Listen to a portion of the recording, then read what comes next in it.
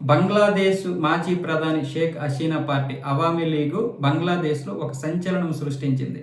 అక్కడ జరిగినటువంటి ఒక 2 సర్వేల్లో ఇప్పటికీ ఆ పార్టీ మీద ఎవరికి ప్రేమ తగ్గలేదని నిరూపించింది. ముఖ్యంగా 57% మంది ఈ పార్టీ వస్తే ప్రజాస్వామ్యం బ్రతుకుతుందని చెప్పి ఆ సర్వేలో తెలిపారు.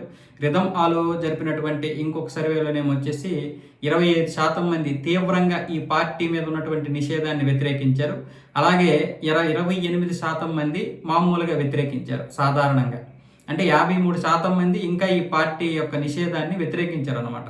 47% మందిలో మిగతా వాళ్ళు న్యూట్రల్గా ఉంటారు. ఇంకా మరి కొంతమంది బాగా సపోర్ట్ చేస్తారు ఆవిడ యొక్క పార్టీ నిషేధాన్ని.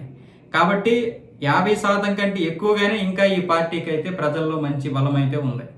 ఇప్పుడు ఈ సమయంలో వెళ్తానంటుంది ఈవిడ. కాబట్టి పార్టీకి ఉన్నటువంటి బలం గురించి అయినా నేను వెళ్ళాలి, కార్యకర్తలు రక్షించాలని ఈవిడ అంటుంది. బహుశా మరి ఈవిడ వెళ్ళిన తర్వాత అక్కడ ఏం చేస్తారో తెలియదు. డిసెంబర్లో వెళ్తానని చెప్తుంది ఈవిడ.